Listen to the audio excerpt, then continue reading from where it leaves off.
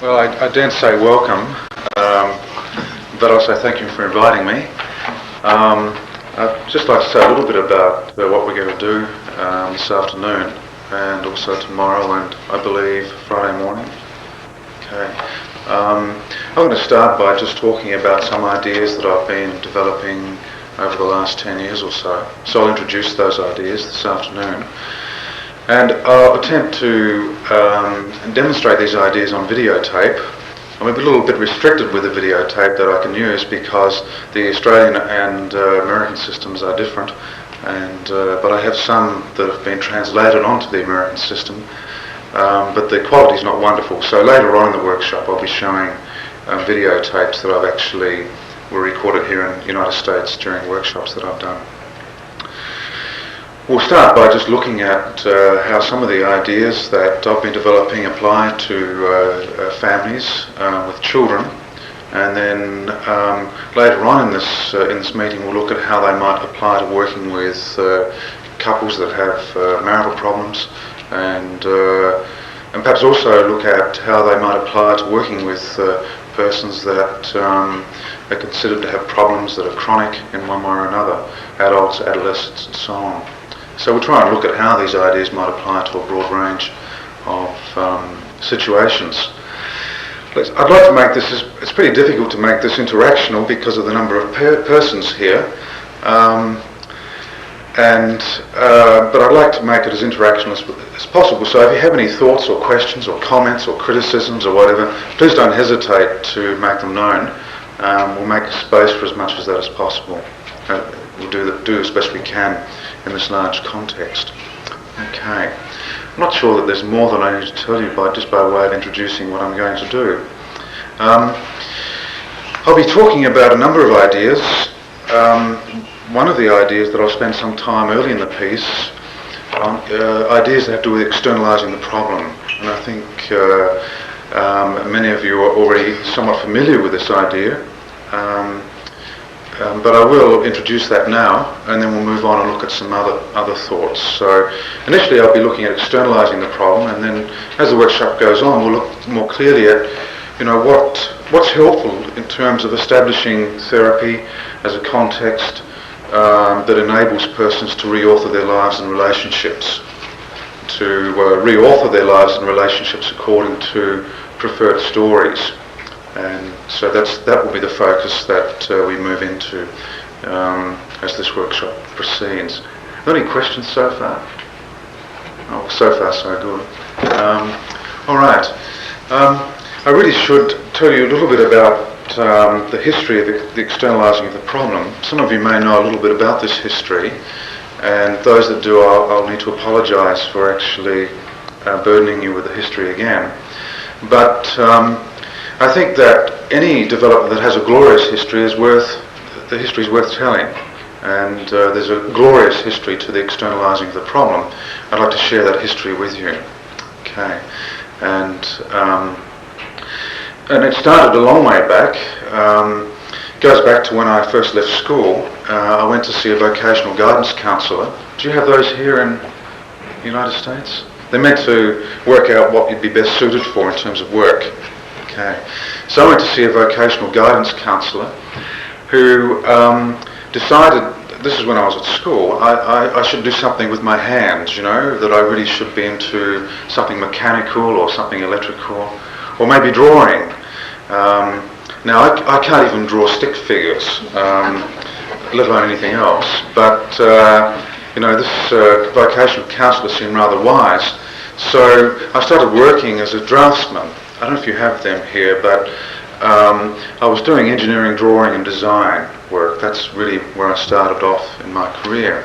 And I got this job in a company that had won a contract for putting in a new sewage system, new sewage works in the city that I live in.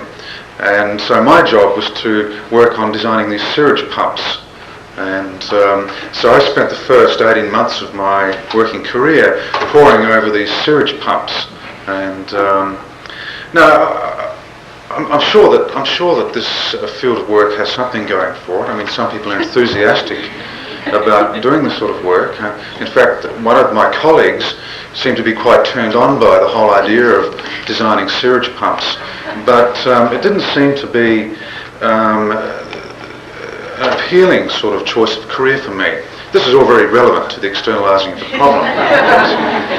So, and of course the sewage pumps that we were designing went wrong from time to time, so we had to go and work out what was wrong with them. And I began to feel a bit overwhelmed by this work. In fact, I felt almost haunted by it. And so I thought I really got to a point where I thought it was time for me to separate from sewage. And I decided to, step up in my career and take a new job that was advancing my career away from sewage. So I got a job as a cleaner for the Chrysler Corporation. And to my dismay, I was on the bottom rung of cleaners, and it was my job to clean the toilets in the Chrysler Corporation. And now I didn't enjoy this a whole lot, and I wasn't too upset when Chrysler went bankrupt in Australia. I don't know if they survived here or not, but I can understand that if they don't really take better care of their cleaners, then obviously economically things won't work out too well for them. So that was my job, and I really felt that I'd really apply myself to this, which I did for some time. But then I thought, really, sewage doesn't suit me as a person. I'm not really cut out for this sort of work. And so I departed that and managed to get into social work, and which well, there were some differences. It wasn't. So I then worked for some years, and I really thought I'd made my escape good. Really, I was no longer haunted by sewage. I didn't feel that it would be there whenever I turned around, so I wound up working in a large children's hospital psychiatric department, and I've been working there for about 6 years. This is about 10 years after my escape from the field of sewage, and I was even out of my dreams by this time, which was quite wonderful. And I worked in the psychiatry department in a large children's hospital for about 5 or 6 years, doing some really interesting things, working with anorexia nervosa and psychosomatic problems and so on. But after about 5 years or so, there were some political developments in the hospital. And I won't tell you what those political developments were all about, but the upshot of the political developments was that for the next 12 months, the only families that were referred to me were families with encopresis, children who soil. So that'll give you some idea of the sort of political events that I'm referring to that were entirely unfavourable to me. And so actually it all started off over a battle over chairs, which is ridiculous. I had these chairs in this family therapy room that was an old 4-bed ward. It was a nice room, and I'd requisitioned these chairs, and someone moved in above me and decided they wanted the chairs for their room. So we had this battle over the chairs, and it was like, give them back, no, give them to me, give them back, and and eventually I got the chairs back and sort of won the battle but lost the war. And the upshot was that I saw just families with children with encopresis for 12 months, but I had good chairs. And, in some ways my office was quite comfortable. In other ways it was uncomfortable because I got demoted to a basement room, and there was no external windows, and the ventilation wasn't wonderful. So seeing family after family with smelly children was one of those on-the-job sort of risks that I really felt that I should get danger money for. But so I was facing this 12 months of working with children with encopresis, children that had a number of attempts to deal with their problem of encopresis. So many of them had been in hospital and had various programs, and they'd gone home and the programs had failed and so on. So, and I looked ahead and saw this big heap of encopresis before me, and I nearly turned and fled. You wouldn't have blamed me, would you? really. I really began to feel haunted by all of this again. And but when I reviewed my history, I realised I had good credentials for working in this area. So I turned around and faced this encopresis and started wading through it, and which really took every ounce of courage that I had, and other things as well. But one of the things that I started reading the traditional literature on encopresis, and most of you know that traditional literature, particularly traditional psychiatric literature, is very much into mother blaming. Probably familiar with this epidemic of mother blaming. So that in fact, if someone's unclear about the cause of something, if you're clear about the cause of something, then it's usually mothers that cause problems. If you're unclear about it, then it's probably mothers as well. And so this traditional literature was suggesting that encopresis is caused by mothers who are intrusive and overbearing. You know, the sort of idea that you see so much of.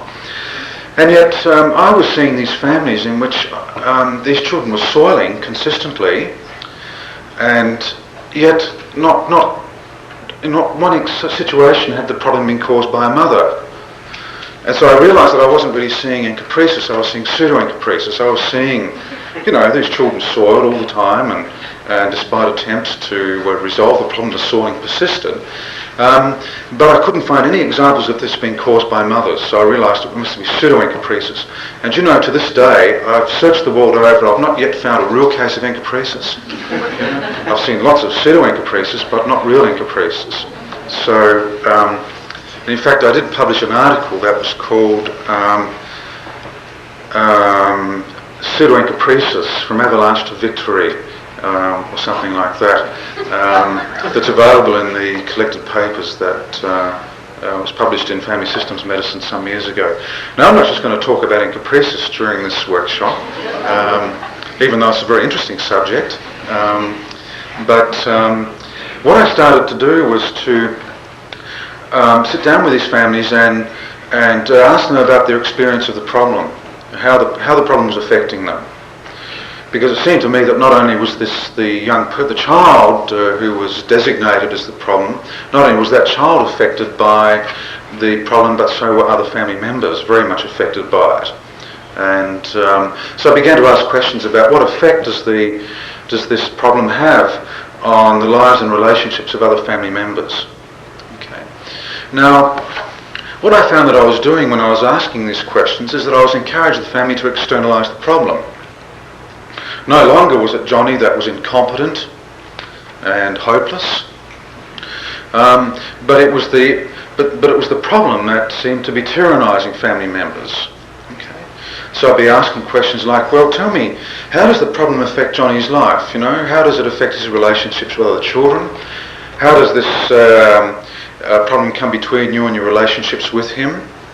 And what effect does it have on you? And what effect is the problem having on your relationship? Now, these questions actually are questions that do encourage family members to externalise the problem, just to ask, what effect does the problem have on your lives and relationships? Now, we'd start with a presentation of the problem in which the problem was defined as being intrinsic to Johnny. You know, it was something that was intrinsic to Johnny, that had to do with his character or some deficit in Johnny. And by asking about the effect of the problem, it actually had the effect of externalising the problem. It enabled the family to separate Johnny from the problem, enable them to talk about the effect of the problem in their lives and their relationships. Now, you have lots of different words for encopresis. In Australia, you know, one of the favourite words that families have is poo. I don't know what the favourite word here would be. So we began to talk about the effect that sneaky poo would have on the lives and relationships of family members. You know, it would pop out when it was least expected. You know, catch people unawares in unusual places and situations, and and it was quite traumatic for everybody. I mean, how would you like to be in a situation where you had encopresis raining down on you? I don't think it would be pleasurable, and I'm quite sure that if encopresis was wedged between you and somebody else, it would be very hard to relate to them. You know, you really wouldn't want to communicate to them, you probably want to turn in the other direction. So it was understandable that these families were oppressed and feeling hopeless about the whole thing. But what I discovered was that by asking these questions that assisted family members to externalise the problem, it had the effect of enabling persons to unite together against the problem. No longer was it a matter of Johnny and his parents being pitted against each other, because mostly by the time I got to see these families, the parents and children were pitted against each other. So no longer was a matter of the children and the parents being pitted against each other. We had a situation in which the family members could unite together, talk about their experience of the problem, how upsetting it was to them all, and they could join together, unite against the problem. They could pit themselves against the problem instead. Okay. So, I started thinking a lot more about externalising the problem, and I started applying this idea in a whole range of other situations. I'm going to give you a sample of that during this workshop. I've applied these ideas to children's problems, adolescents' problems, marital problems, problems that adults have, psychiatric problems and so on. And I'll try and give you a bit of an overview during this workshop. To start with, we're going to focus on children's problems because that's where it all started.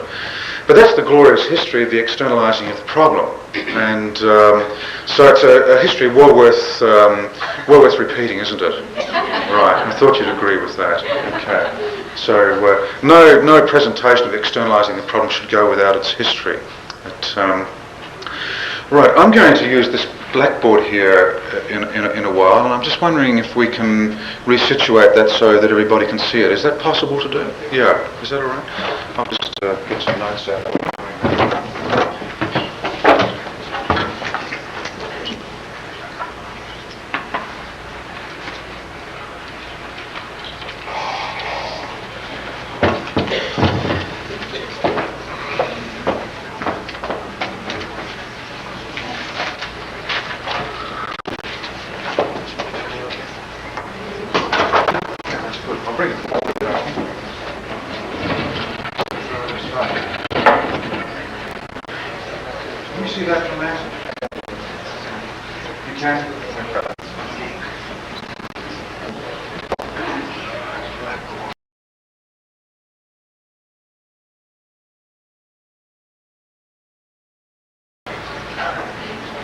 Now, I'd just like to try a bit of an experiment here. We have, so often when families come to see us, the problem is presented as something that is intrinsic to a particular person, isn't it? That's often the case. So, and because the problem seems to be intrinsic to a person, it means that everybody feels pretty much paralysed in terms of dealing with the problem. So if Johnny's got the problem, and Johnny can't do something about it, what can everybody else do? Their hands are tied. And in a sense, people are having to wait until Johnny can actually proceed to do something about the problem. And so the usual ways in which problems are presented or constructed is somewhat paralysing for family members. It's very hard for them to experience any sense of personal agency. Very hard for them to experience any possibilities for them to take affirmative action in relation to the problem. They don't even feel that they can undermine the problem. In fact, most of their attempts to solve the problem seem to reinforce it. So, I'm allergic to chalk dust, by the way, so if I start sneezing and falling on the floor and coughing and wheezing, you'll know not to worry, that it's just chalk dust. Okay. Now, see, if we have a family with, just say, 4 persons. We'll start with the example that we have. This is Johnny here. And this is Sally. And this is, really wonderful parents.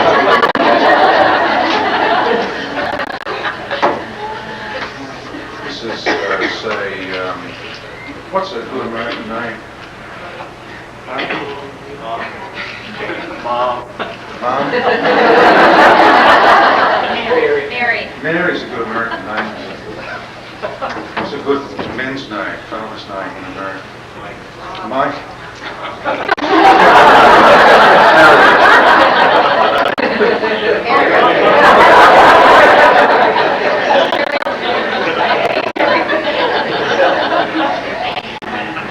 I believe Harry was here. Is that correct? Yeah.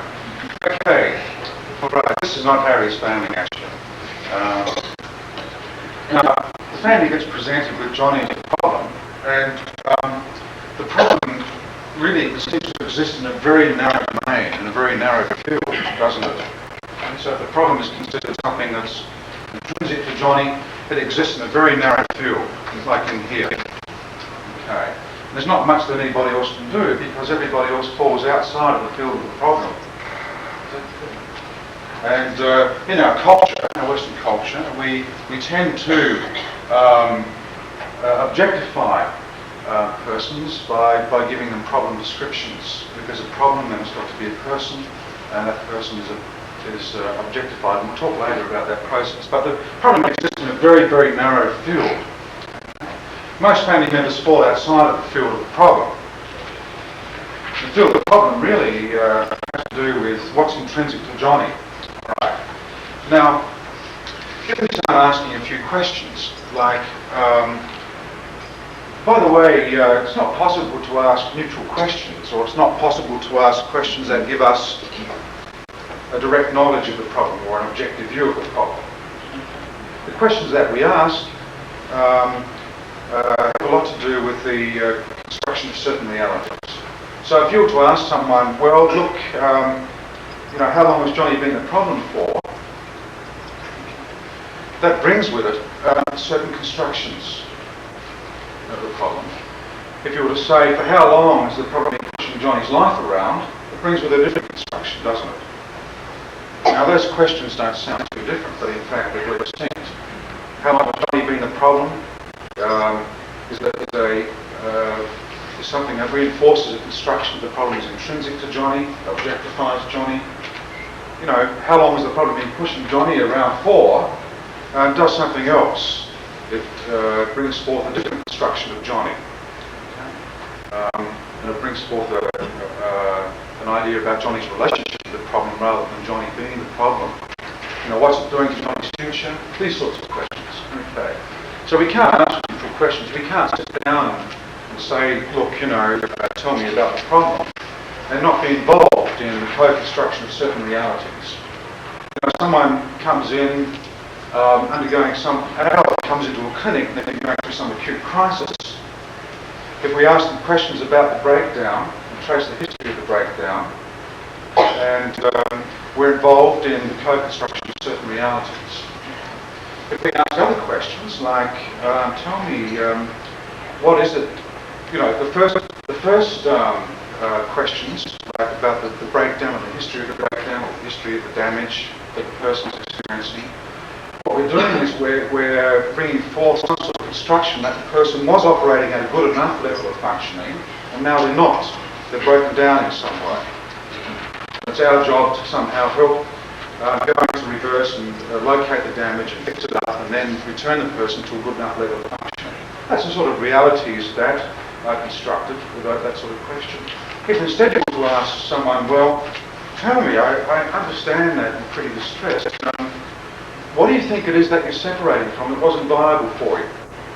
What sorts of roles or instructions for who you should be as a person do you think were impoverishing to you or oppressive? What do you think it is you're separating from that wasn't viable for you?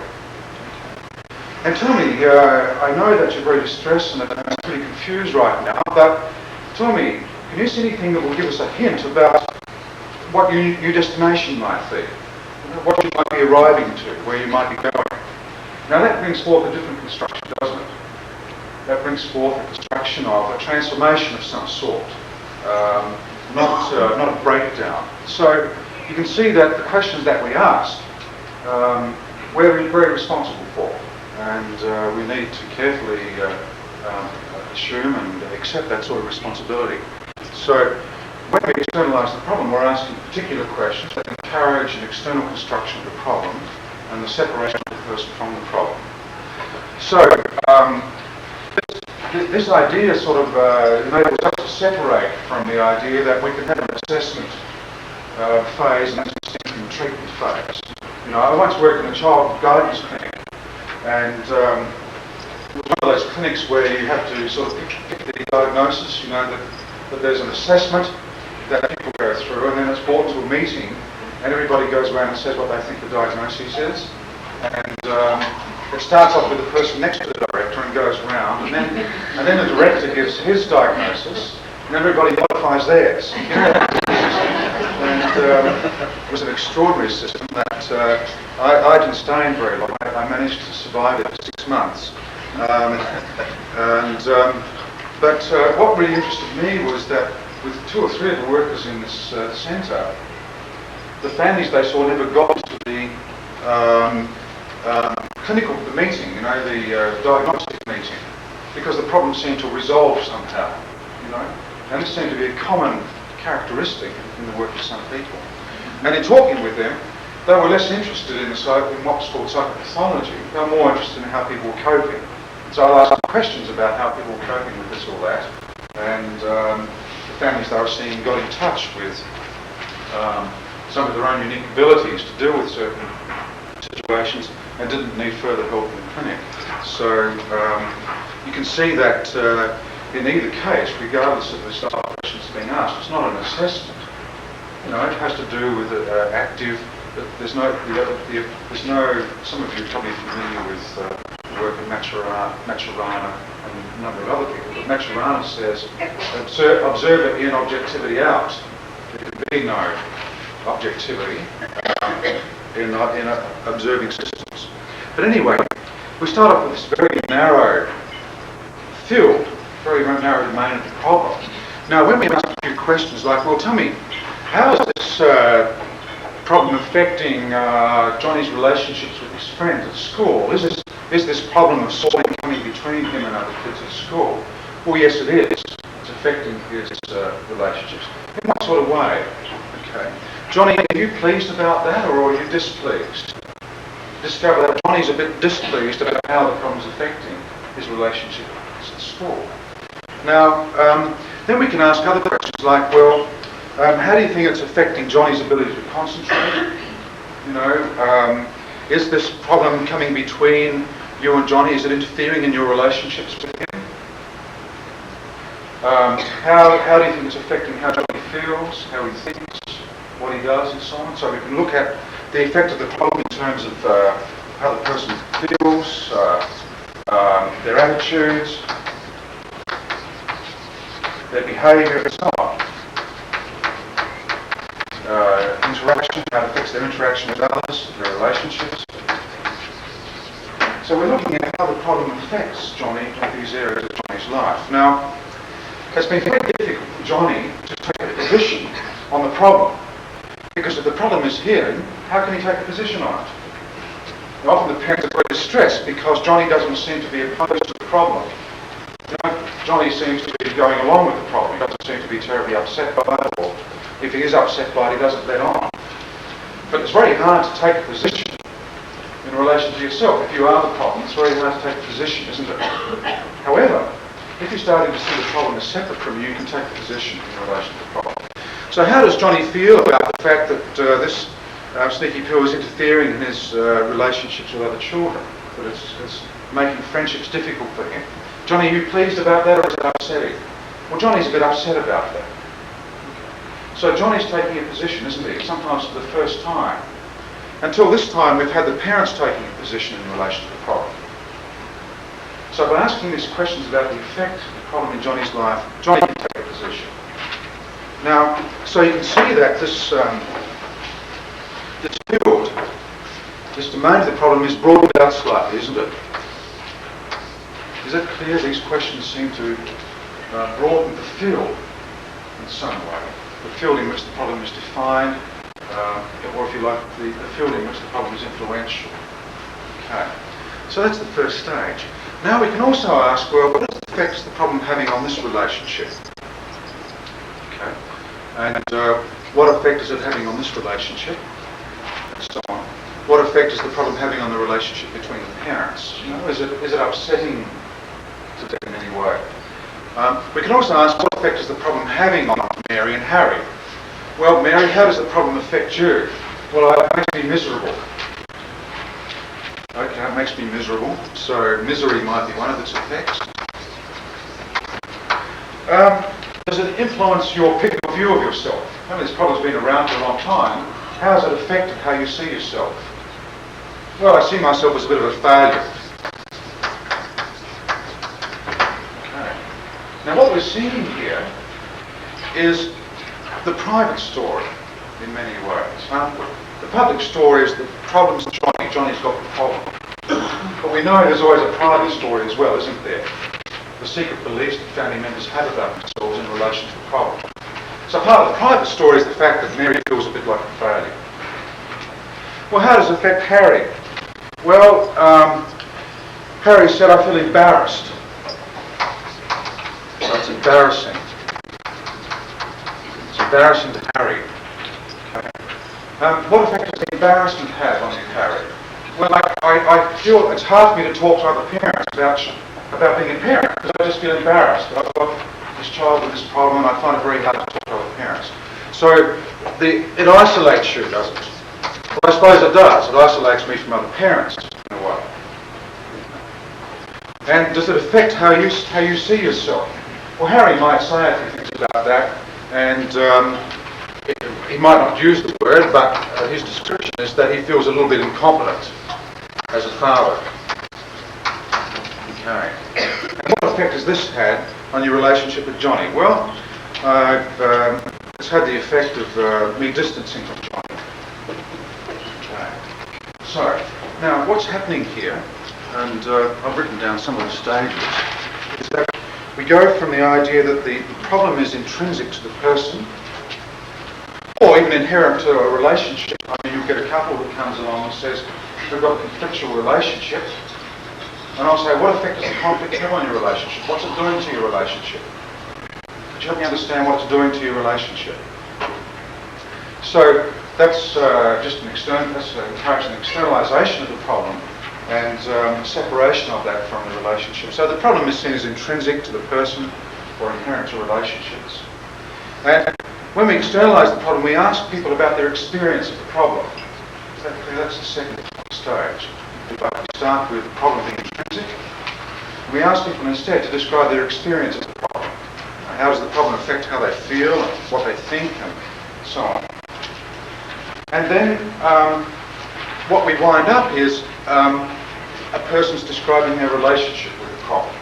Is that clear? We go from the idea that the problem is something intrinsic by asking about people's experience of the problem, and what we discover is that people wind up talking about their relationship with the problem. When we ask how the problem affects Mary, she's talking about her relationship with the problem, isn't she? The problem it's a relationship that's quite oppressive to her. Is that clear? Another way of thinking about that is we start off with the idea the person is the problem. We go to the idea that the problem is the problem itself. That's a fantastic notion, isn't it? That the problem is the problem. Do you realise all the years of research that's gone into very meticulous research? We get to the point we can say the problem is the problem. And we get to the point then is the person's relationship with the problem that's the problem. The person's relationship with the problem is the problem. Are they cooperating with the problem, or are they doing otherwise? Okay. So, okay. Now, where did we get to? Tell me, if we had a family with 4 members, and we could say that this diamond shape here represents the problem, how many interfaces are there across which we could measure or map the influence of the problem in a family? How many interfaces would there be in a family of 4 persons? This is one interface between the problem and Johnny. This is another interface between the problem and the parent's relationship. Other interfaces are interfaces between the problem and various people in the family. How many interfaces are there across which we could map the influence of the problem in a family of 4 members?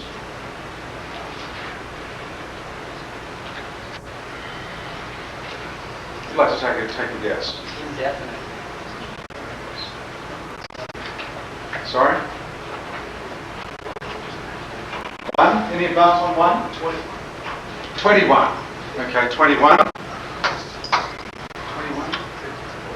Sorry? Any advances on 21? 60. Anyway, the correct answer is that there are lots.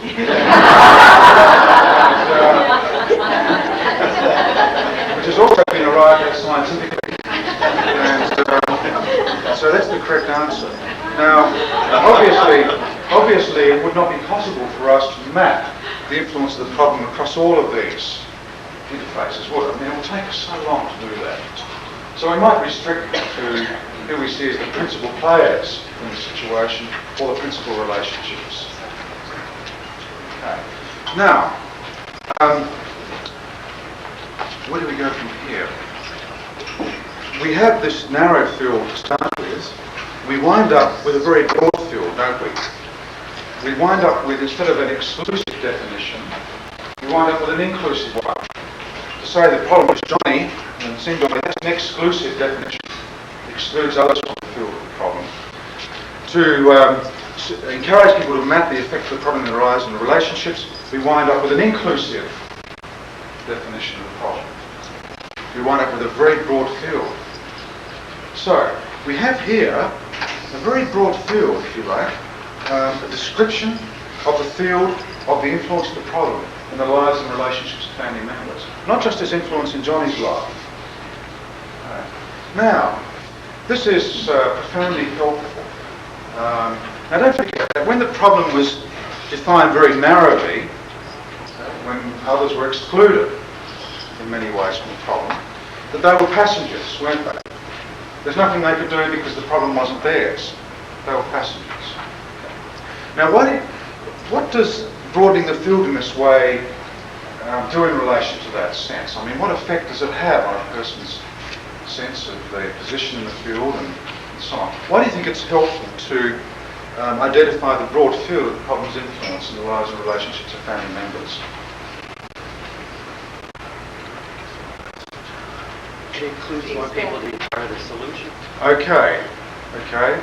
It means that it becomes possible for other people to consider certain actions they might take that would solve the problem, that would be undermined. Now, what could Mary do that would have to do with a refusal to cooperate with the problem? If Mary was to defy the problem, what might she do?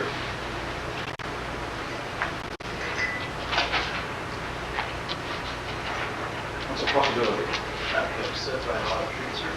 Okay, she could find ways of actually giving herself some sort of treat when, Johnny was soiling, or she could identify the ways in which she has felt, the areas in which she has felt successful as a mother, and give Johnny and Harry news about that, or something. I mean, there's various ways that Mary could be involved in taking some affirmative action. Now, what could Harry do? I mean, what possibilities for Harry? If in fact we look at the effect of the problem on Harry's life, we said to Harry, well, look, I understand what you felt compelled to do in relation to the problem. Tell me, if you were to resist its effect on your life, would that have the effect of undermining it, or do you think it would have the effect of supporting it? What do you think Harry would say? If you said to someone, look, if you were to resist the effect of the problem, if you refused to go along with its effect, do you think you'd be undermining the problem, weakening it, or do you think you'd be strengthening it? You'd be undermining it. Okay, it's pretty logical. So, what could Harry do that might have to do with undermining the influence of the problem? Okay, he could actually find another parent, and he could take the risk of saying, look, I'd like to talk with you about lots of distress we've had in relation to our son and so on. Break free of the isolation that he felt pressed into by the problem. So it becomes possible for Harry to take affirmative action. Now, obviously it's not possible for Johnny to sit on the toilet and to, do his thing at the right time. That's been very problematic. But there are some new possibilities for in that article that is in the Externalizing the Problem, I did talk about a family with caprices. And Johnny, in this article, I think the boy's name is Sam. And in fact, I've got a videotape of Sam that I brought along with me, so you see a little bit of Sam. Sam was one of these young men who had recruited, actually Sneaky Poo had recruited Sam as his playmate. So not only did Sam soil, but he was also streak it on walls. He'd roll it up into little balls and flip it behind drawers and bureaus and cupboards and so on. And from time to time he'd plaster it over the kitchen table, which for some reason the parents found rather offensive. It seemed incompatible with what the kitchen table was for. So he'd actually became Sneaky Poo. And what we discovered was that this was making it very difficult for him to have other playmates. So we realised that Sneaky Poo was quite jealous, and we'd try and trick Sam into playing with it. Now, so Sam felt tricked into playing with Sneaky Poo. So while Sam couldn't really, at this point, time going to the toilet and having a bowel motion, he could make it his business to refuse to go along with Sneaky Poo. And he decided to out-trick Sneaky Poo. That he wouldn't accept Sneaky Poo's invitations to play with him. Now, he could do this by refusing to stick things on the wall and so on. Now, so Johnny could see an area in which he could be influential in relation to the problem. Is that clear? So, what we've done by externalising the problem is we've identified a very broad field of problem's influence. And but apart from that, we've also encouraged people to define their relationship with the problem, which has been a cooperative relationship, quite inadvertently. Then we're interested to know how family members might go about defining the effect of the problem on their lives and relationships. Now, it's not so hard for them to come up with ideas, because if the areas in which the problem has been influential are very explicit, now people can get ideas from that about how they might then resist the effect of the problem. So, is that interesting? That's the first part of this. It's not interesting when you talk about something else. It's interesting. Okay, we'll keep talking about this. What I'm going to do is I'm going to come back to this whole approach a bit later on. I'm going to show some videotape in just a moment. These are just very small excerpts, and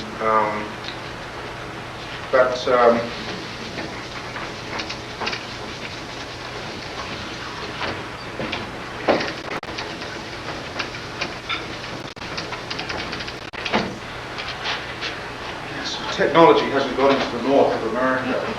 I did a workshop in the east, and it was one of these whiteboards that cleans itself. Would you believe that? It's a self-cleaning whiteboard, isn't that fantastic? Yeah. And it also takes a picture of what's on it as well. You've seen those? They're wonderful inventions, and just save you all this energy, I would have otherwise used. And then Americans have cars with automatic windows, and I go home with all this energy that I haven't had to use on all these things. And Ken's car locks by itself. Really soon you won't need to use any energy for these sorts of things, and you'll have a huge storehouse of it for something else. Isn't that wonderful? Yeah. But I didn't find that too exhausting. I'll at least until the tea break. Right. What I was going to say is that we've talked about a series of questions that encourage family members to map the influence of the problem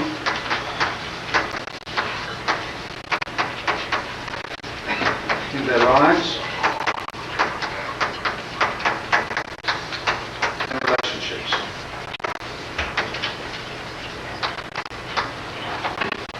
Okay, that's the first set of questions. And I'm going to discuss them, and I'll give you other examples of them later on. The second set of questions, the questions that encourage family members to map their influence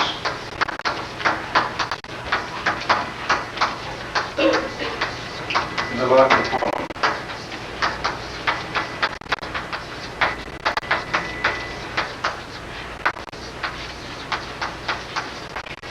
Okay, so that's side of the coin, isn't it?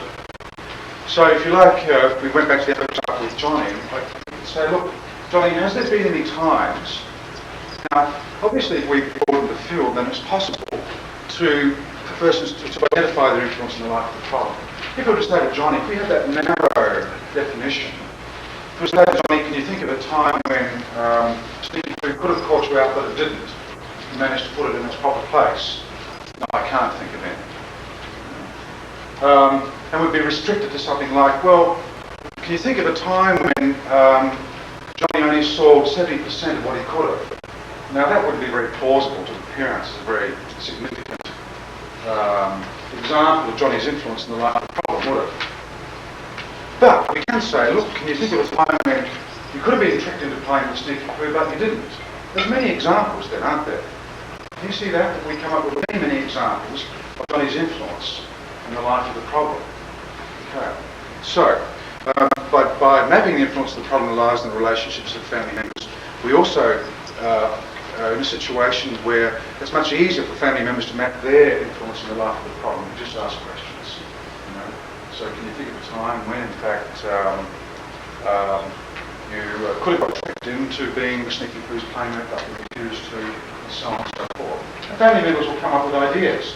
It's not at all difficult for them to actually start to identify a picture or story about their competence in relation to the problem. Okay. If we've done a reasonable job of mapping the influence of the problem, if we haven't done that, it's much harder for family members to come up with any evidence of their competence in the life of the problem. Because we're restricted to a very narrow in which the search for that competence can take place.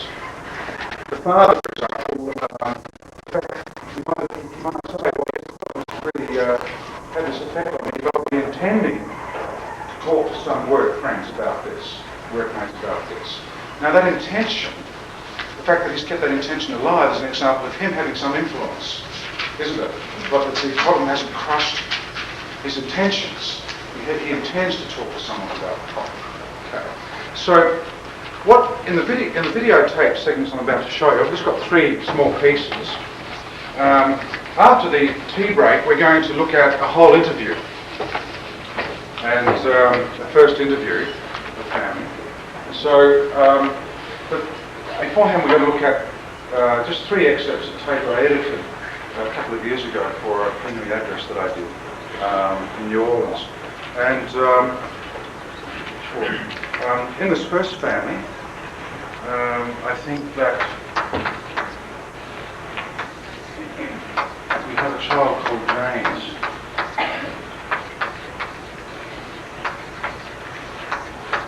Now, James is seen as the problem. James has tantrums.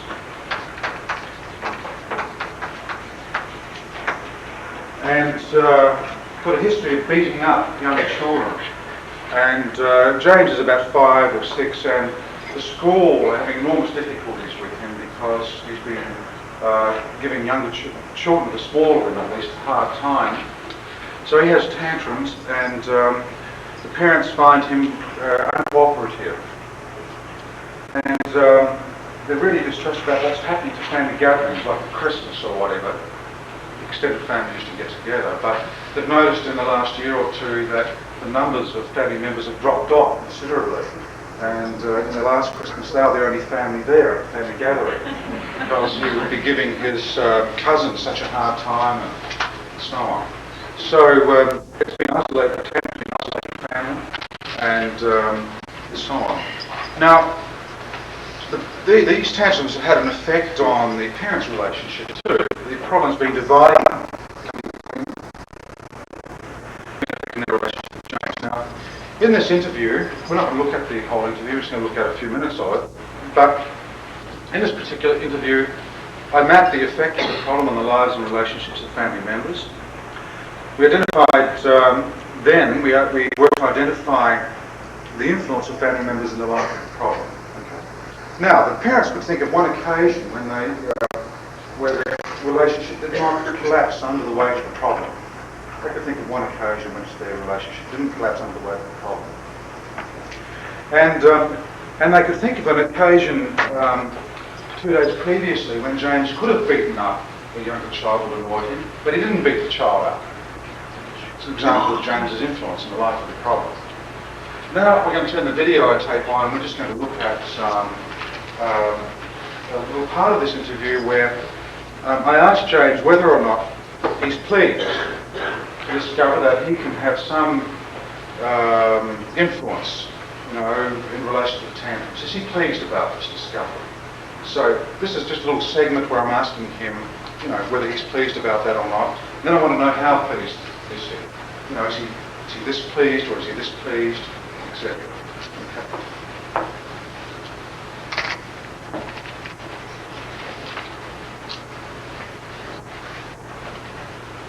The first part of this interview is, I saw this family late on a Friday afternoon and I was feeling a bit frazzled. And late on Friday afternoons when I'm feeling a bit frazzled, most families with children always look hyperactive to me. And what I most want to do is get down on the floor and scrabble around with them. That seems to me what I'd like to do, but I don't. But I'll just show you how this family presented. And I just suppose you have these sorts of families in America, but I'm not sure.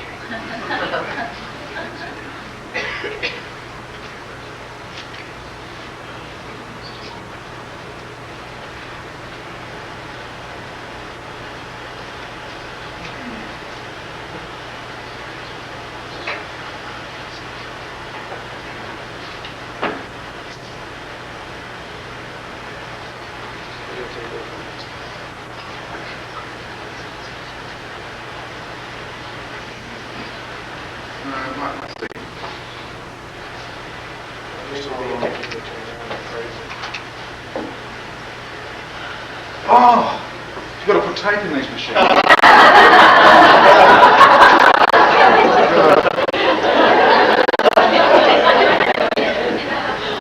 So far behind in technology here, I've been in places where the machine reads the videotapes in your bag.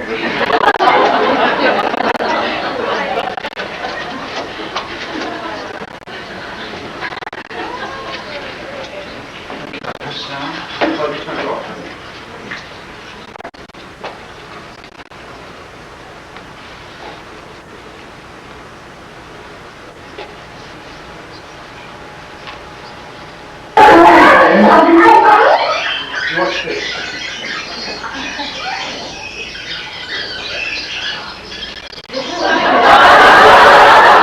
Things like that. There's a very good chance that he could enter into having a bit more to do with his own future in a constructive way. And in fact, that's what happened. And I saw this family on 2 more occasions. And there are a lot of new developments. The next time I saw them, I asked lots of questions about them, wanted to understand more about these developments. And it wasn't just James that had taken action in relation to the problem, the parents had as well. In this particular meeting, I asked them how they'd managed to stop their relationship from caving under the weight of the problem. We looked at how they did that, and they'd replicated that on a number of occasions. And James managed to make us escape good, as to other family members, from the tyranny of these tantrums. The next example is also actually an example of Sam. He's the young man that appears, that I mentioned in that article. Sam had soiling for a long time. Parents had tried a number of things to deal with the soiling, and that all failed, and that I think very, very desperate. Sam was one of these children that had befriended Sneaky Pooh, and he was, Sneaky Pooh's playmate, and he was going to take action in relation to Sneaky Pooh. There's a metaphor here that is a bit problematic, so I'd like to tell you about it in advance because it's what I say to Sam in this meeting is, look, because his father had just discovered that he was good to talk to. This is the second meeting I'm about to show you with Sam. His father's just discovered that he's good to talk to. You can sit down and talk to Sam. Whereas before he hadn't really been able to. I mean, with Sneaky Pooh wedged between him and Sam, that he hadn't been terribly motivated to sit and talk to Sam. So the father starts by saying, I discovered that Sam was good to talk to. So I immediately think, well, now people can really see who Sam is. And I say to Sam, look, you know, when the sneaky poo was coding your life, it was a bit hard for people to see through it, wasn't it? A little bit hard for them to see through it, to see what sort of person you really were. And I said, look, you had a chocolate-coated sweet. It's been hard for you to see what's inside the sweet. Yeah. And Sam said, yeah, it is, or something like that. Now, this is an unfortunate metaphor because a number of workshop participants have actually, when I've presented this particular tape, come up to me and said, look, thanks very much. You know, I work hard all week, and on Friday night I like to put my feet up with a glass of champagne and have these favourite chocolate-coated sweets. So, one of my simple pleasures in life, and you've taken that away from me. And there aren't that many simple pleasures in life, and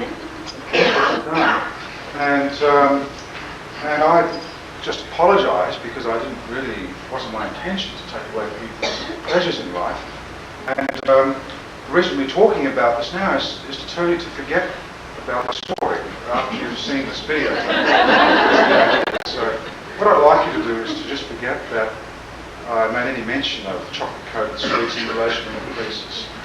So that you won't make these connotations at any time in your life. So will you do that? In fact, for the next 12 months or so, you could, every time you wake up in the morning, you could search your mind for any traces of memory of this. And if you do identify any traces, draw them out of your mind. Okay? If you just do this exercise for 12 months, then I won't feel so uncomfortable about upsetting your simple pleasures in life. And don't forget that in this context, I did not mention chocolate-coated nuts or chocolate-coated fruits or chocolate-coated sultanas. I didn't mention any of these things in this context. So I can't be held to account for that. And you're all witnesses to that. So, this is Sam. The father decided that he's good to sit and talk to. Show you that the third interview, just a little bit of the third interview. Sam was quite pleased that people could now see what he really was like, and you know that there was no secret for to see through. People could see really what a great kid he was. Anyway, Sam got a certificate, and I'll just show you the presentation of the certificate. It was fairly low key, but Sam seemed very enthusiastic to get his certificate, and he left out of the chair in the bold review gowns. This book has a lot of examples of different literate means. One of them is certificates. Now this is the certificate that Sam got. Breaking the grip of sneaky poo certificate. This certificate is awarded to Sam for taking his life out of the grip of sneaky poo. Now sneaky poo is in Sam's grip, and he can put sneaky poo where it belongs. Sneaky poo was messing up Sam's life, and often gave him a really hard time by sticking around when it wasn't wanted. Sneaky poo even tried to trick Sam into believing that it was his playmate.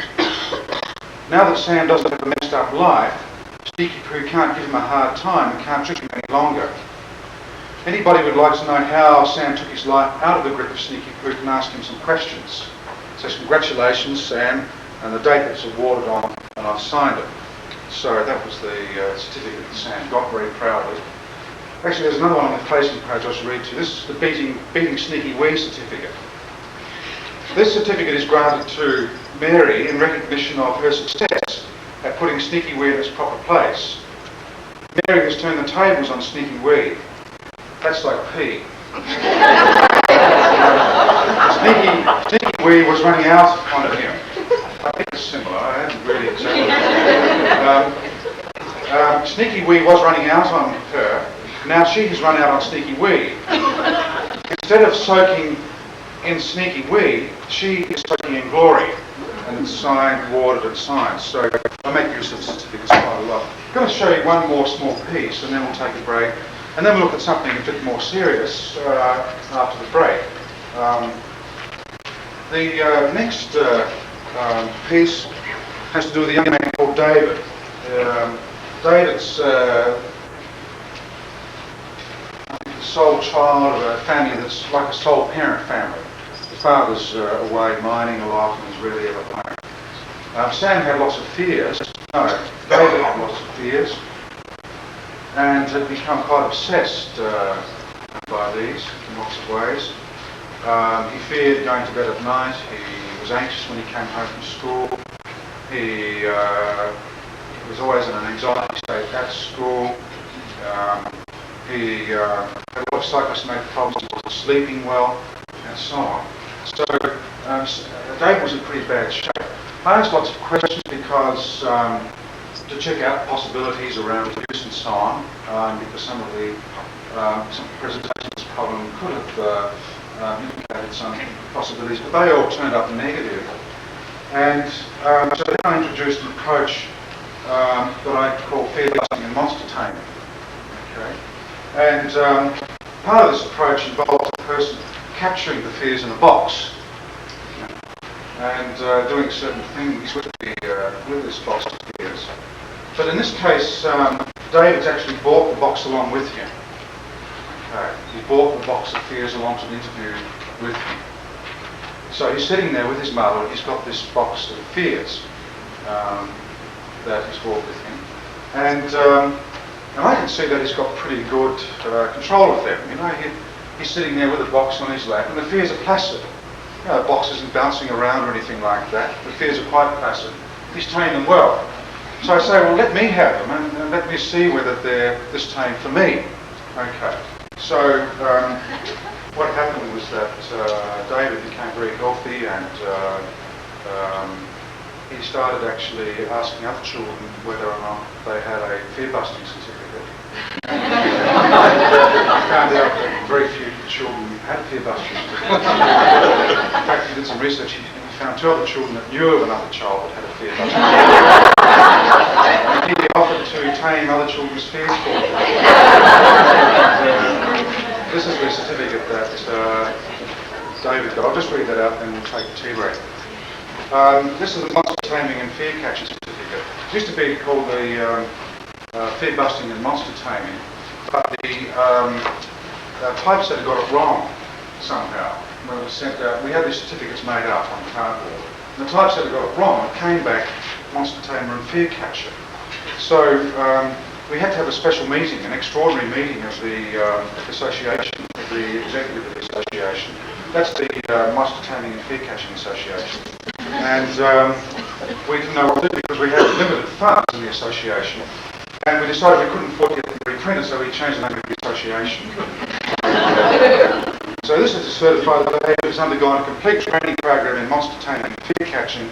Is now a fully qualified monster tamer and fear catcher, and is available to offer help to other children who are buffeted by fears. And it's dated such and such a day, and it's signed by me, who at that time I was president of the Monster Taming and Fear Catching Association. Since then my term is up, and one of the children that is particularly good at this is now taking up the presidency of the association. So that's just a bit of an introduction to the ideas. They can be fun.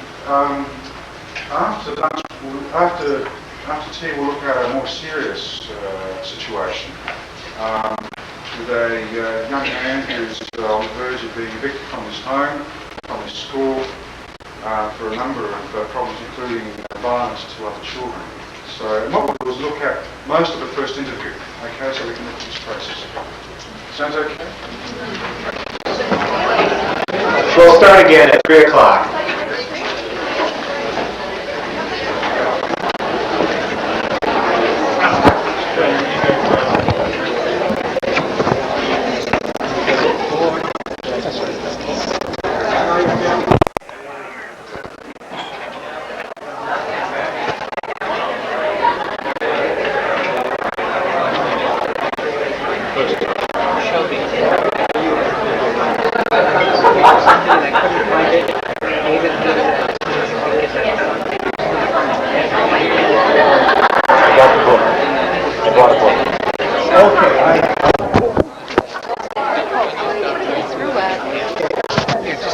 Get it out of the way. Alright. I'll trade you this for my books. Okay. Well, he was saying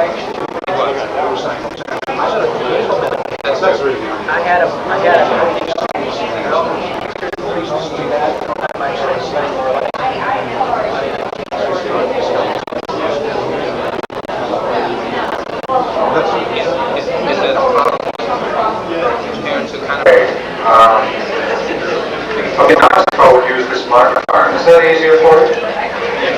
That is easier? Okay, alright.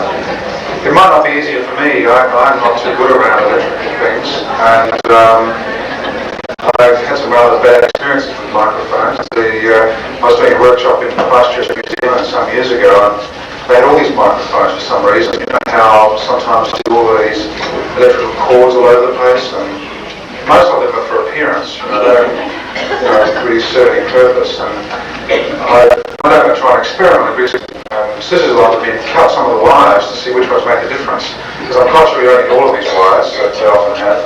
But in this workshop I got caught up in these wires and I didn't notice it. I was sort of walking around and talking and got wound up and I crashed to the ground halfway through the workshop. It took me about half an hour to get undone again. So if that happens, well, that's I can tell you. So, I have here a suspense to the workshop. I'm going to just tell you who's in this family that we're about to see on the videotape and what the problem was all about. And after we've seen the interview, I'm going to run through some notes on some overheads that have to do with some ideas. And then tomorrow we'll actually extend the ideas in various ways. We'll look more closely at some of the points that I make in these notes tomorrow, look at other videotapes. In this family, there is Eddie.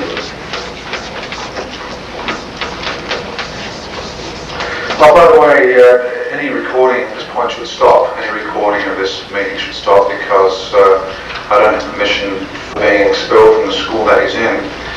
Mainly for assault. He's got two aspects of their experience that are neglected by the dominant story. And the experience of Eddie they're about to talk about could never have been expressed within the context of the dominant story about Eddie.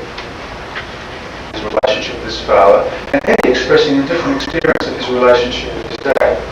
And I'll come back to this point later, but I'll just briefly say that there's these stories that determine the shape of our expressions. It's the story that determines the shape of our expressions. And you can see that as this Eddie, as the father, and Eddie starts situating Eddie in this alternative story about Eddie, it determines the shape of their experience of each other and has a big effect on the direction of their relationship. And Eddie seemed quite isolated in the family. There's something very different happening right there at the moment. You're a person for your moods or you're a person for yourself? And he says, I was a person that ruled my own life then. And what was this line for you? Well, it was a good experience for him. One that he can be enthusiastic about. Shone every day. So on this occasion, he was an authority on his own life. He was his own advisor. So I'm interested in getting an account of his advice to himself. What did he tell himself? And how did he get these ideas? Where do they come from, etc.? What's the history of his ability to advise himself? And that's an alternative history, isn't it? The other history, the dominant history, is a history of Eddie needing everybody else's advice. Okay. Here we have an example of him advising himself. We could be interested in, well, what's the history of you being able to advise yourself? You know, how does this fit with any other times in your life that you've been able to advise yourself? That's a different history. It's an alternative history. It's an alternative story. I go into that. I'm not sure how much I have that on this particular part of the videotape because I stop in a minute and we go to the reflecting team. But you might see a bit more of this process of me encouraging Eddie to revolve his life, give me an account of how he achieved this, and so on. Eddie, that's not a description I could have had at the beginning of the session if I asked these questions. Relationship. Many times, you know, be on your best behaviour. That doesn't really answer the question about how he achieved this, does it? So it doesn't constitute any plausible explanation. Many times his father would say, be on your best behaviour. What made him available to his father's advice? Okay, we go to that question. We're always interested in the aspect of personal agency. So if someone says, look, yeah, but you know, it's because Jonas said this or Harry said this. Yeah, but How did you open yourself to this advice? I mean, could you help me understand that? What made you available to it? What does this reflect in terms of your own development, in terms of your own flexibility or what?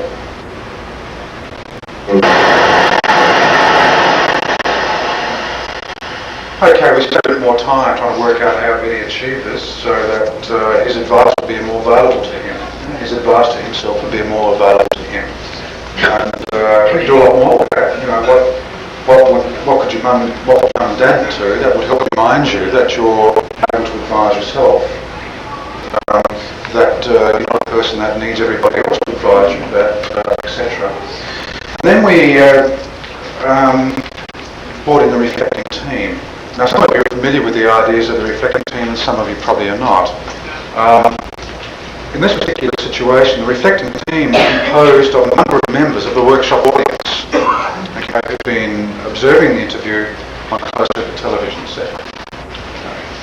And I think there's 4 or 5 members of the group who come in as a reflecting team. Now, the reflecting team normally reflects on the thoughts they had during the interview. Now, what usually happens is the family, if we have a one-way screen, is the family and the team would switch places. So that it would be the family's turn to observe, do the observing, to become the audience. And of course, they're becoming an audience to their own lives in a way, aren't they? Because they listen to the reflecting team talking about their lives, they're like an audience to their own lives. Now, the reflecting team, it's not their job to come up with theories about the problem. It's not their job to get into these ideas about the truth of the problem.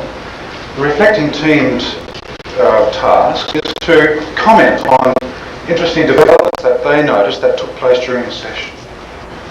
To talk with each other about any discoveries that seemed evident in the session, and to speculate about what these discoveries might mean and what new possibilities might be available to family members.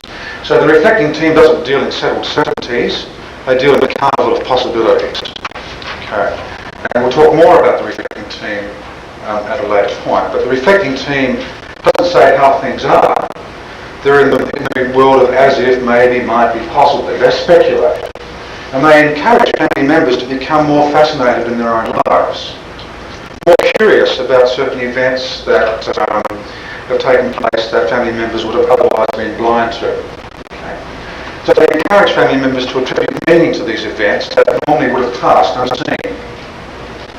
So that's what the reflecting team is about. And as I said, we will discuss reflecting teamwork more as the workshop goes on. Now, there's something very, very helpful about the reflecting team. In this case, there was no one-way screen, so we had to pretend that there was a one-way screen between the family and the reflecting team. So you'll notice that the reflecting team's comments trigger various responses in the family, but the reflecting team continue as if those responses aren't available to them. Is that clear? So the reflecting team have to pretend that there's a one-way screen between them and the family, and they cannot see what's happening. So the reflecting team continue to reflect on their thoughts and don't respond to the family's responses. Now, in some ways, the reflecting team provides the context for a ceremony that is like a ceremony of redefinition. We know that it's of critical importance for persons to recruit an audience to new definitions, if those new definitions are going to survive.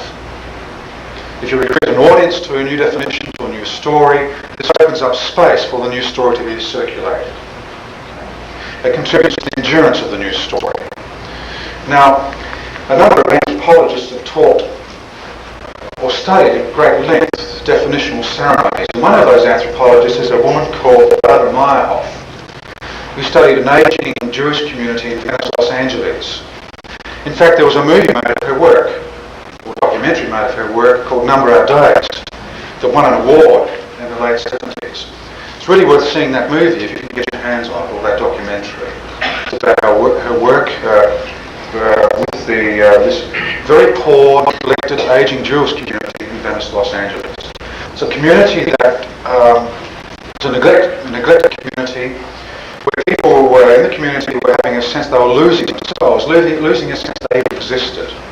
Their existence was not acknowledged in this world. Their children were way up in New York or somewhere else, and the rest of the wider community didn't acknowledge this minority group. And what they did is they got together and they put together a mural that in fact depicted their combined history. In other words, they revisioned their histories. And then they managed to recruit an audience to the mural. And then they put on other performances and they recruited an audience to these performances. And at times, they worked out systems for recruiting audiences that were even unwilling audiences. But the fact of the audience being there, experiencing this redefinition of these persons' lives, was profoundly important to the survival of these new definitions or these new stories. Because the members of this community had an experience of this audience's experience of them.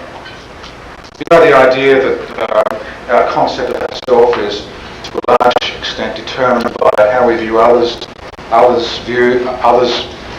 we experience others' views of us as people, to a large extent determined by that. So our experience of the experience of others is very, very important.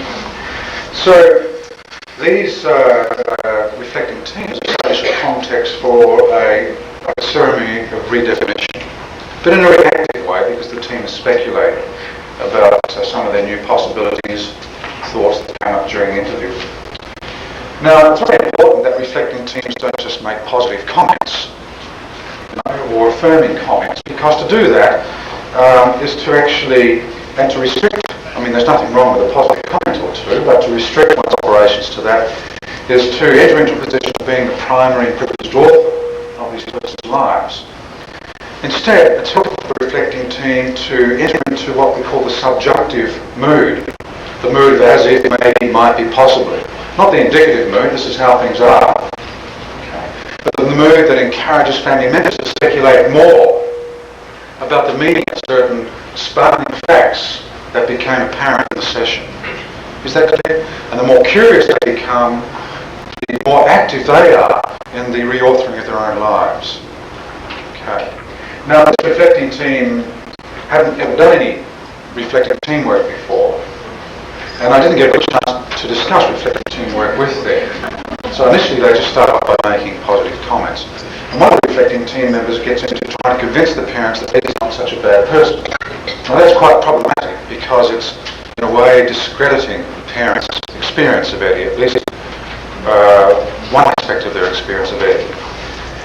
But then what you'll notice is that a couple of team members start reflecting on what all this means about the relationship that John and Pat have together. You'll notice there's quite a strong emotional response to this.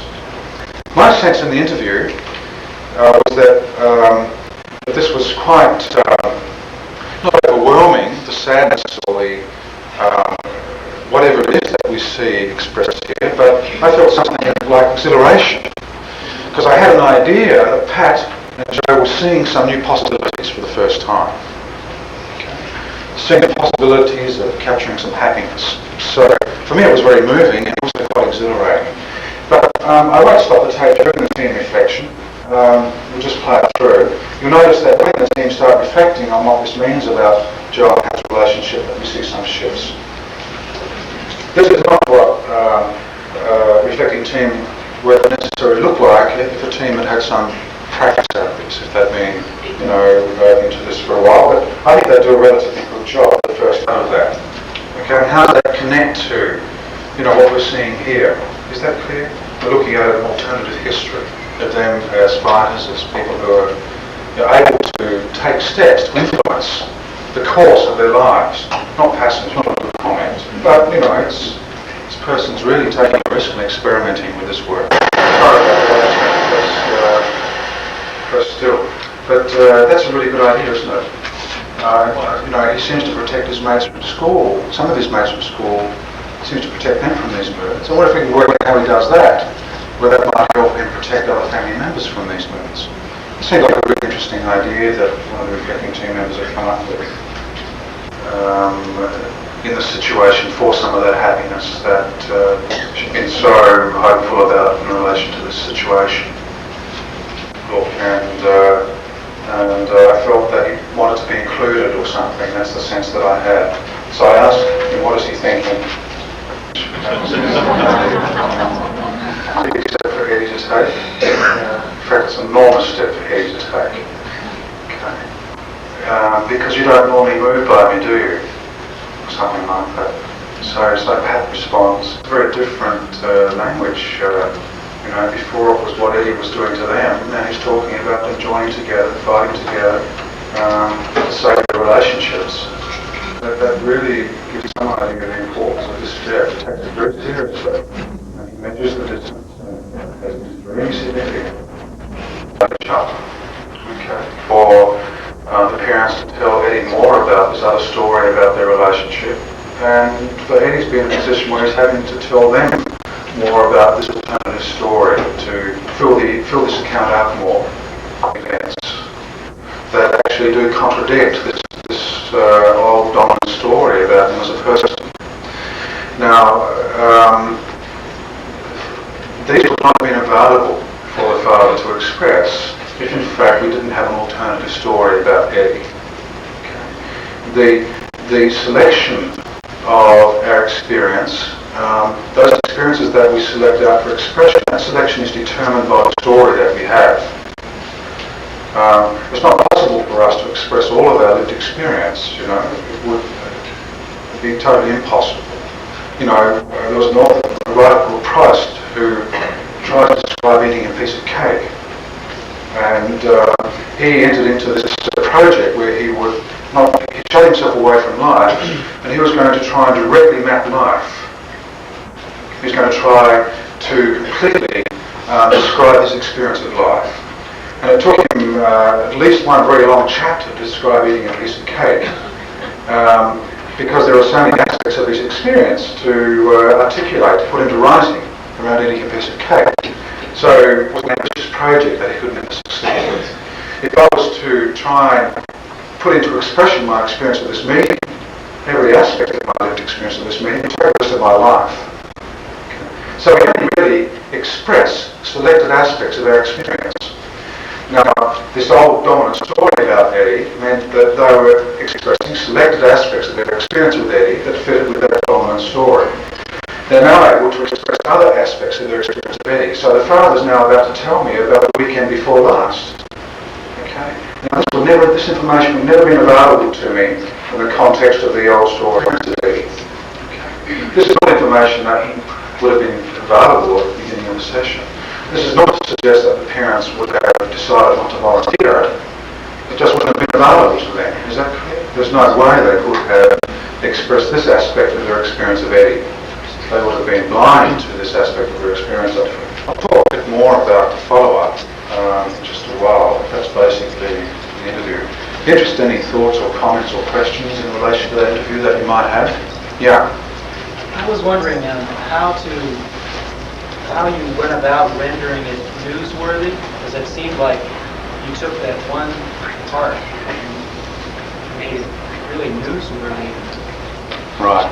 In terms of you took that one piece and expanded it to, can you talk a little bit about that? Yes. So how did I render or encourage the family members to perform new meaning around these one or two events, so that it became quite meaningful for them, newsworthy for them? One thing that we know very clearly is that all stories exist in two landscapes. There's the landscape of action and there's the landscape of consciousness. So when you think about this, if you read a good novel, you know that it exists on more than one plane. It's not just a series of events that are strung together, is it?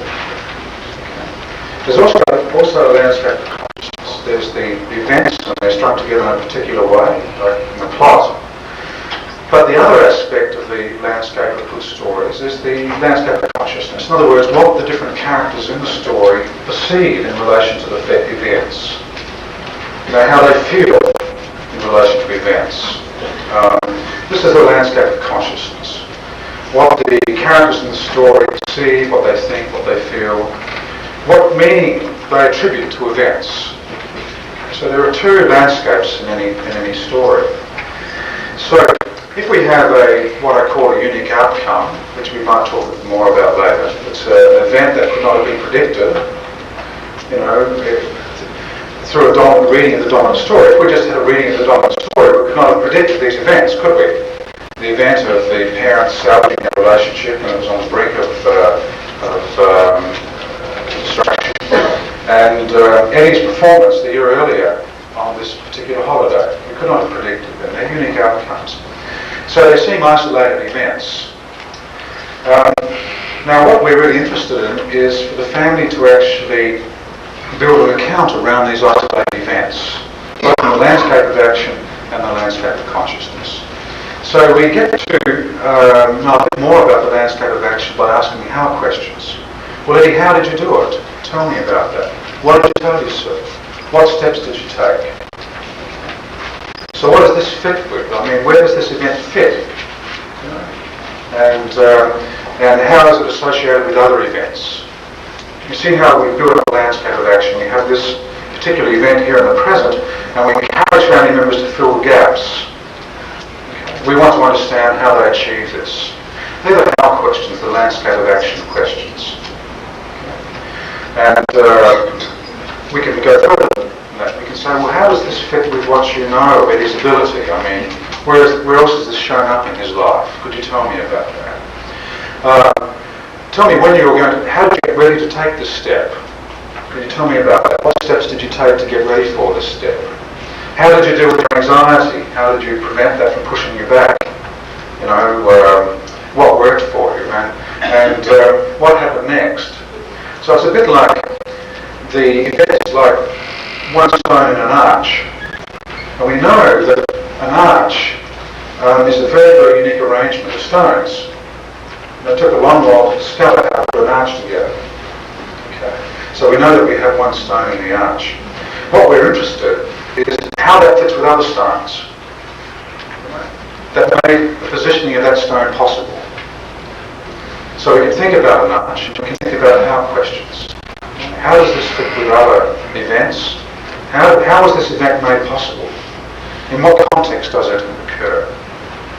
So we could say that we encourage family members to situate this event in a plot, or plot this event within the context of a series of events across time.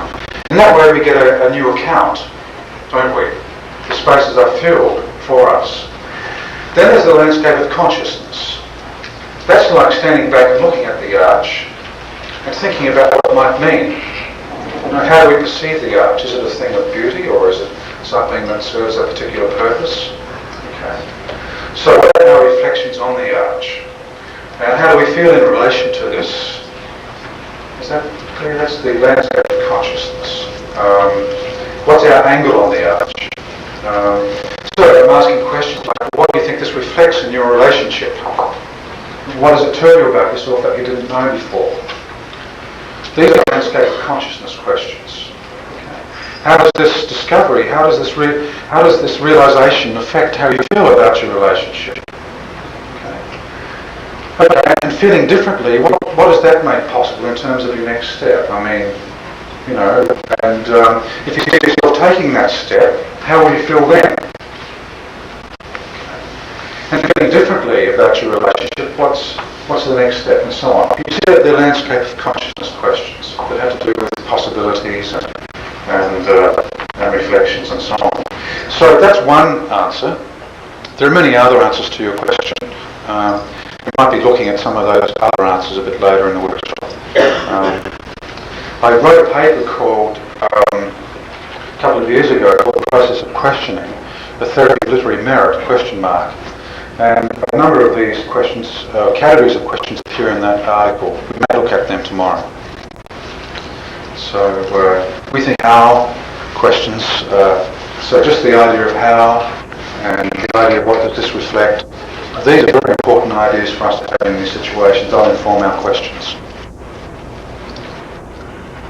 Yeah. Are there any other comments or questions or thoughts?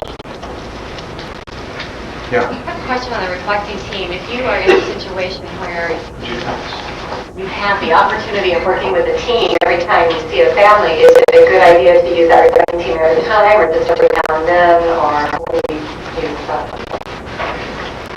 Well, I don't really know. I'm not in a position where I can always use a reflecting team, so I don't really know. I do know that the reflecting team provides a wonderful context for this work, and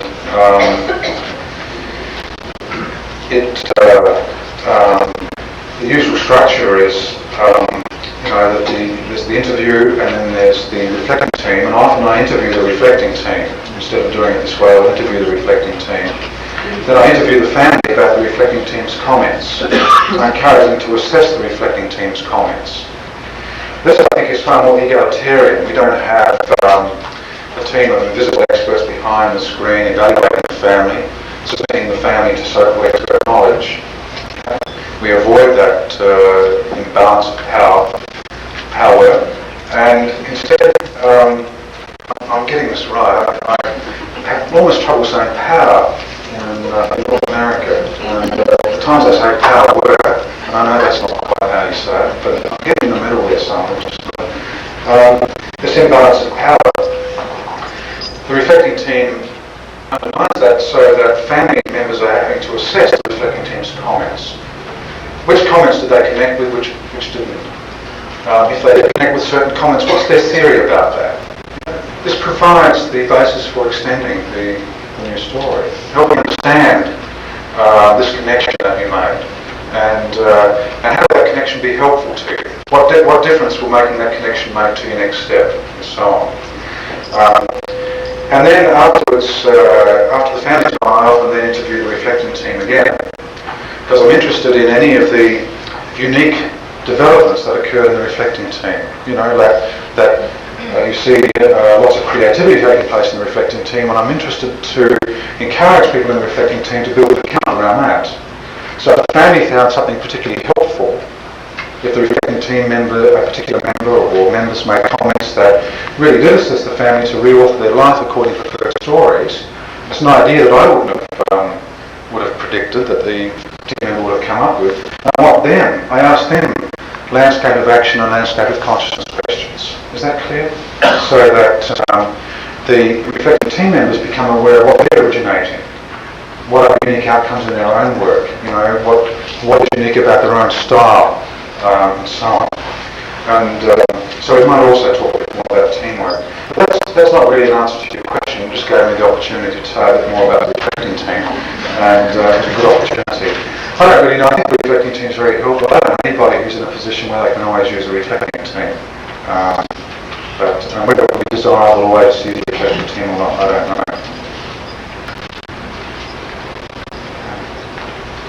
Other thoughts or questions? Or comments? Yeah. What other ways, when you're working by yourself without a team, use to create an audience for a story or to affirm the story? Right, okay. One of the really important things about the survival of new stories is the extent to which they have the space in which to be performed and circulated. We know very clearly that the space allocated to a story has a great deal to do with the extent to which that story endures over time. So what we're interested in is the new story rippling on, not rippling the old story. By the way, we're not that interested in challenging the old story. We're interested in instead opening space for the new story. Is that clear? We're not actually trying to challenge an old story.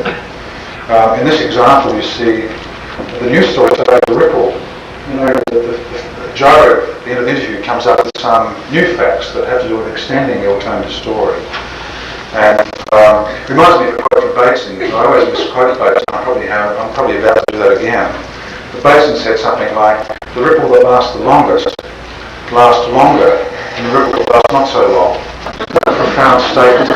It really appeals to me. The ripple that lasts the longest lasts longer than the ripple that lasts not so long. What we're interested in is the alternative story outliving the old story, so that the old story is the shadow of the new. That's what we're interested in. Now, opening some space for the circulation of that story is very important. The reflecting team assists they're an audience, and that has an effect of opening up the space for the alternative story. But we can ask lots of questions that I call circulation questions. Questions like, well, look, tell me, who's going to be most surprised by this news? And Eddie might say, well, my school teacher. Well, how could you break the news to him gently? You know, what would be helpful? You know, how could you help him catch up with these developments? So it might be something like that. So the family might work out a plan for introducing the teacher to this alternative picture of Eddie as a person, to these new discoveries. Tell me,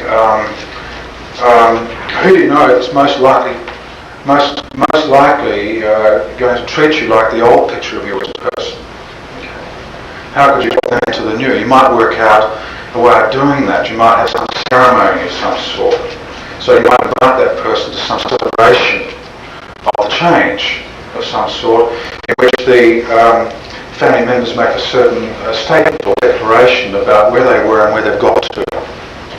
In this book here, Literate Means to Therapeutic Ends, there are some other examples of opening space for that circulation. There are sort of to whom it may concern letters, and I don't think I'll take the time to read one of them out, unless you'd like me to. No? Okay, I won't.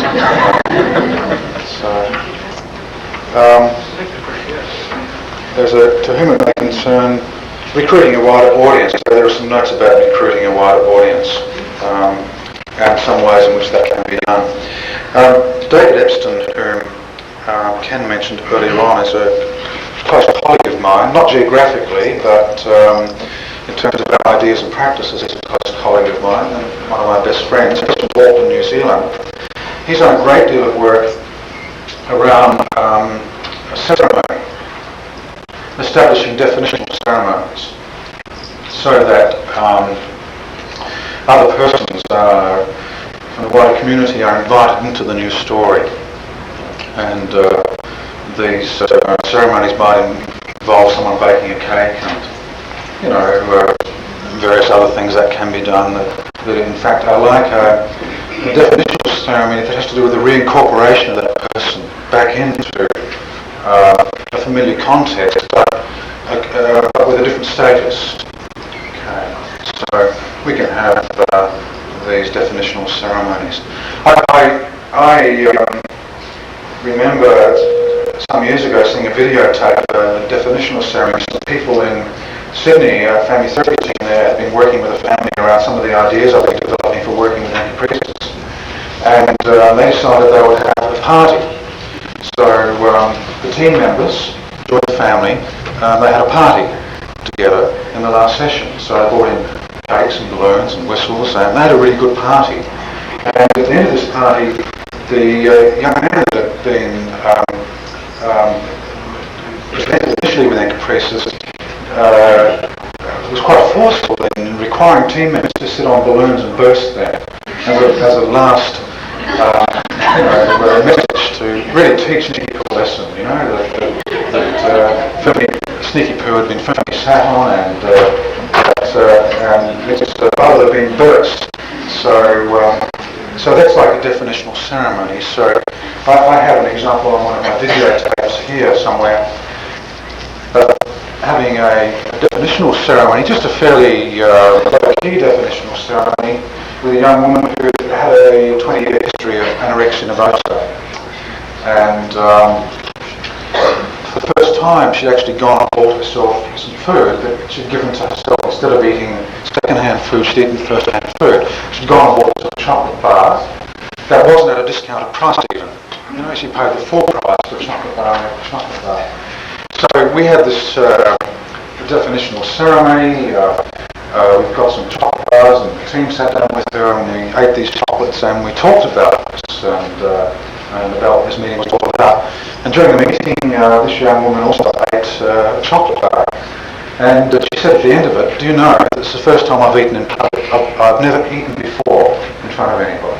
And we didn't even know that.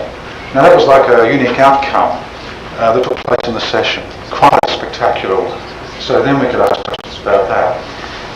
There are lots of other ways too of recruiting an audience, but that seems quite critical, to the survival of new stories. How can we open up that space?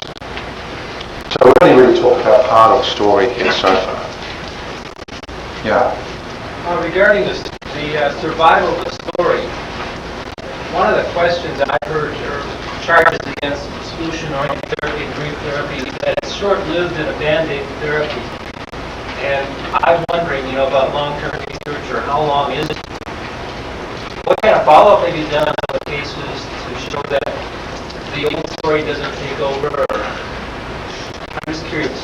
Well, I can't agree with the idea that it's band-aid therapy or whatever. Perhaps we might put some distinctions around. I don't see this as solution-oriented therapy either. I think this is a therapy that's situated in the world of narrative, and I don't see it as solution-oriented. I see it as story-oriented, and as you see, I'm not really looking at an exception and encouraging people to do more of that. I'm really looking at unique outcomes and how they provide an entrance to a new story about lives and relationships. The other thing the other reason I don't see it as solution-oriented therapy, and I'm not saying solution-oriented therapy is not a good idea, I'm just saying that I'm just talking about my own orientation, so I'm not taking sides. For wanting to get into a debate about what are the best things to do in therapy, but the other thing is that it's also a deconstructivist method, in that people enter into a position in which they become aware of how their lives are being made up. If you ask a person about how the problem's affecting their view of themselves, and then you ask them what this view of themselves is doing to their life, people are starting to get a sense of the ways in which their lives are being made up according to certain stories and certain knowledges. Is that clear? So there's a deconstructivist method here as well.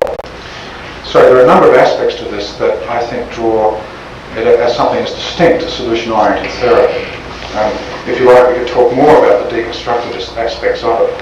In terms of follow-up, I do regular follow-ups in my own work, and I wouldn't be here teaching this in the way that I'm teaching it if I wasn't sure and enthusiastic about the outcome.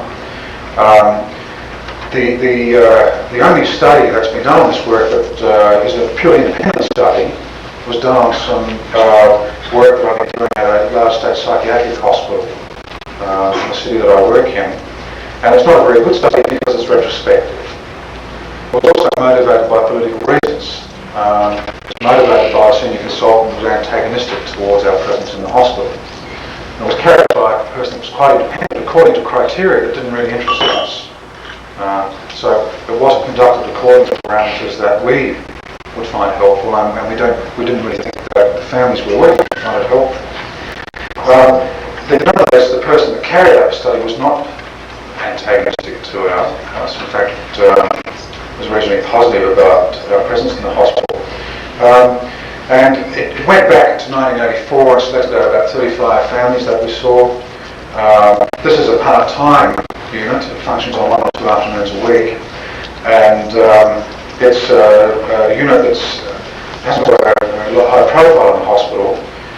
Because of hospital politics, we don't have much to do with inpatient management of people that we were seeing. So in other words, the people that we were seeing were being situated in one story, in another part of the hospital, a different story in our own context. And that's rather problematic. But nonetheless, the study went back to 84 and they attempted to match 84 patients that were admitted at the same time but not referred to our group. Tried to match them from chronicity and so on. It turns out that wasn't possible. Our group was a more chronic group. And then followed them both groups up for 2 years, the experimental group and the control group. The experimental group, which is our group, the average days admission in hospital went from 35 or 36 days down to an average of 14 in that time. Now I must make it clear that we did not have any control over admission or discharge. So we weren't able to bias the result in that way. Secondly, we're not opposed to admissions. We are certainly, I would certainly have a number of conflicts with people about the context for admission. In other words, the story in which that admission is received into. I'm not opposed to admissions. The control group, so there was a pretty significant improvement in our group. The control group went from about 32 or 33 days to 38 in the same period, so there was non-significant deterioration in the control group. Now both groups had exactly the same management, except that one group had our work as well. Now I firmly believe that if in fact all things were equal, we could expect a far better outcome than that. Although that's an encouraging outcome and certainly supports our position in the hospital. But I think that it's very difficult to find the space and the support to carry out research on these sorts of ideas, particularly the sort of research that we're interested in, which would be collaborative research, not traditional sort of research. I hope that answers, I mean that's not a very good answer to your question, but it's the best answer I can give at this point. I've studied a lot of samples of families that I've seen, and I've got some idea of the success rate, and that's reinforced my work on these ideas and also my teaching and so on. That study's being published somewhere actually. It's about to be published. But it's not a very good study. Any other questions or comments?